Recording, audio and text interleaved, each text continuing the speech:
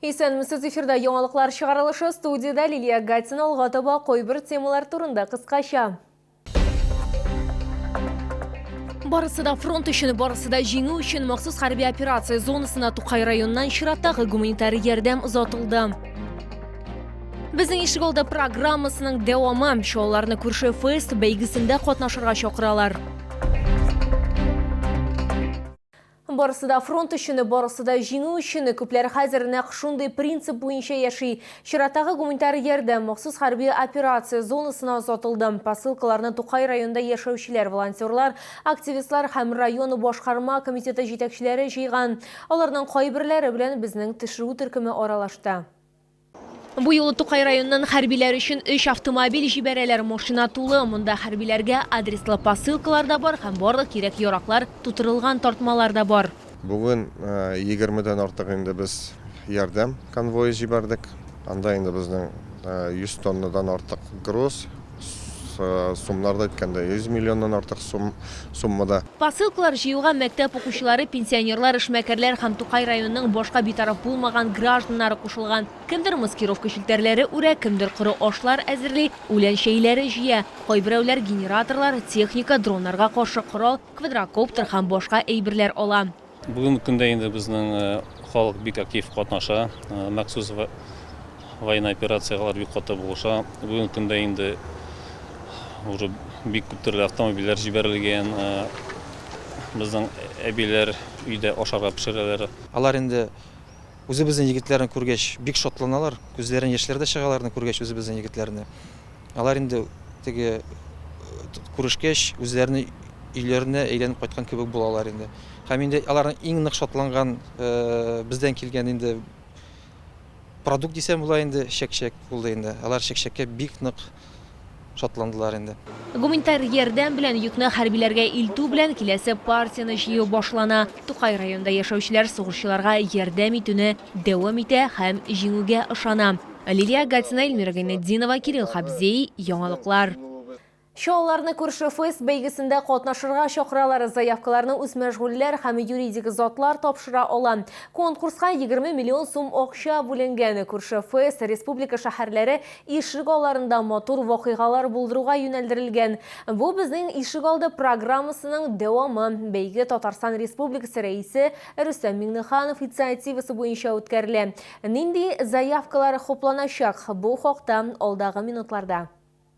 Оештыручылар сүзләренчә, бәйге үз ишегалларын кешеләр бер-берсен исемнәре буенча белү, бергәләп ял итү, бәйрәмнәр оештыру һәм күршеләренә ярдәм итү урынына әйләндергә теләүчеләр өчен булдырылган. Анда республиканың 18 яшьтән өлкән гражданнары катнаша ала. Бу үз мәшгуль физик затлар, идарәче оешмалар, торак милекчеләр ширкәтләре, эшмәкәрләр, коммерцияле булмаган оешмалар һәм юридик затлар. Наши самозанятые, которые могут побороться в своей номинации, максимальным награждением будет являться сумма в размере 200 тысяч рублей. Ну и наши юридические лица, которые могут также принимать участие, в случае их участия максимальная сумма призовых составит 500 000 рублей.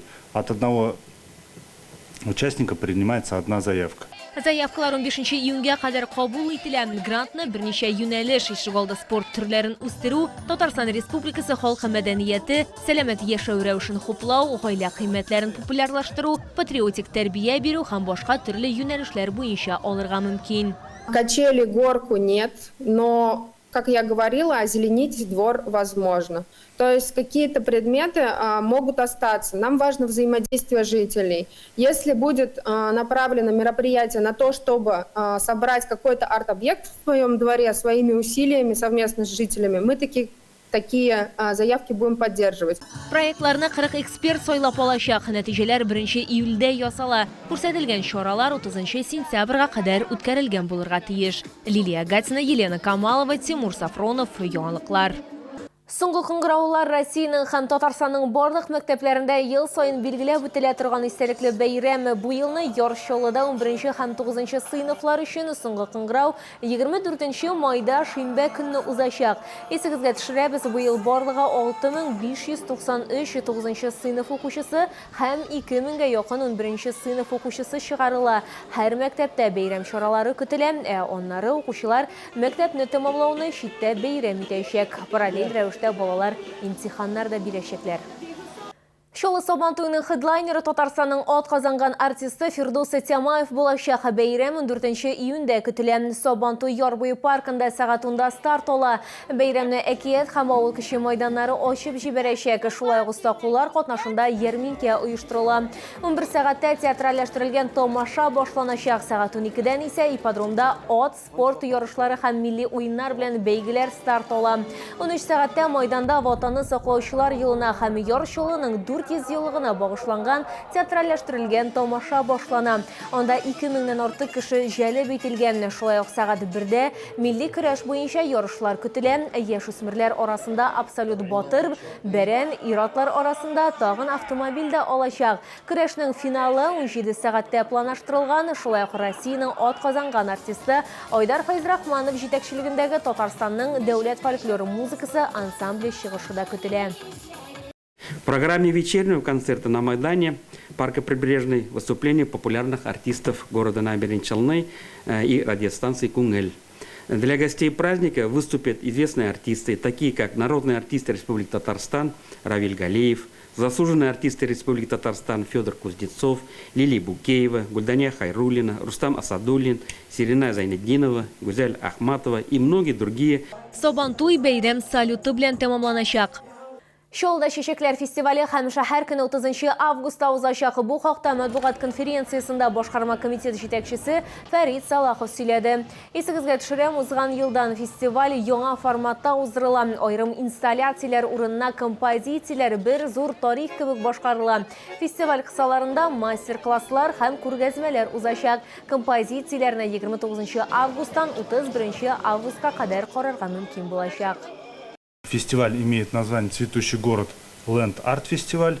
Land Art Festival – это художественное мероприятие, где предприятия города создают свои инсталляции на открытом пространстве, используют, безусловно, в абсолютном большинстве природные материалы. И целью этого Land Art Festival является взаимодействие между искусством, природой и городом. Фестивальдә теләсә кайсы предприятие яки шәһәр компаниясе катнаша ала. Гаризалар 1 июльгә кадәр кабул ителә. Тиздән укучыларның җәйге каникуллары башлана. Тукай районында мәктәп яны, шулай ук тематик лагерьларда балалар ялын оештыруга әзерлек инде башланган. Роспотребнадзор хезмәткәрләре тикшерү үткәрә. Хәзерге вакытта санитар-эпидемиологик нәтиҗәләрне алу бара. Бу хакта безнең тикшерү төркеменә Тукай районы башкарма комитет мәгариф идарәсе җитәкчесенең тәрбия эшләре буенча урынбасары хәбәр итте. Быел җәйдә 18 мәктәптә 18 мәктәп яны лагерь эшләячәк. Анда 780 бала йөриячәк. Шуларның 73 баласы ул махсус хәрби операциядә катнашучыларның балалары. Шулай ук 6 мәктәптә хезмәт һәм ял лагерьда эшләячәк. Монда безнең 60 бала йөриячәк дип көтелә. Быел анда 360 малай һәм кызы ял итәр дип планлаштырыла. Шуларның 60-ы махсус хәрби операциядә катнашучыларның балалары. Моннан тыш җәй көне 3 палаткалы лагерь эшли башлаячак. Аларда Тукай районының 90 укучысы булачак. Бу сезгә җиткерәсе соңгы мәгълүматыбыз иде. Мин Лилия Гатина, сезнең белән сау булашам. Исән-имин булыгыз.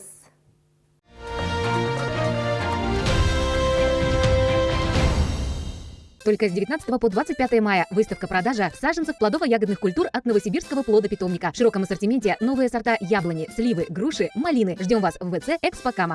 Паковато! Больше 30 аттракционов, семейный ресторан, домики для празднования дня рождения. При заказе праздника торт в подарок и скидка на билеты 20%.